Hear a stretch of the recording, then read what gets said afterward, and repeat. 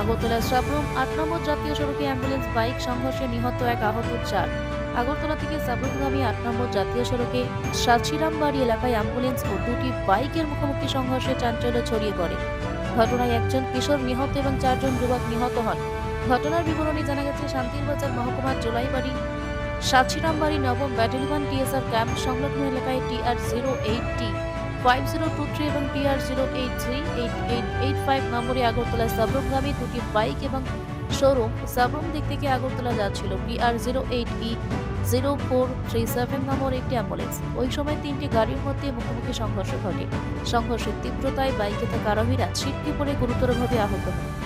জখমদের নাম সুমন ত্রিপুরা, রাকেশ ত্রিপুরা, রিজন ত্রিপুরা এবং ক্যালসন ত্রিপুরা। এদিকে দুর্ঘটনায় গুরুতর জখম সাহেল ত্রিপুরা, বয়স 17, বাড়ি কলসরা ফুলসরি। তাকে জোলাইবাড়ি সামাজিক স্বাস্থ্য কেন্দ্রে নিয়ে গেলে চিকিৎসক মৃত বলে ঘোষণা করেন।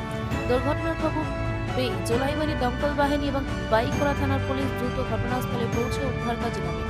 আহতদের উদ্ধার করে জোলাইবাড়ি সামাজিক স্বাস্থ্য কেন্দ্রে ভর্তি করা হয়েছে। Doctor Suman Patwari, Jolaibari CHC medical officer.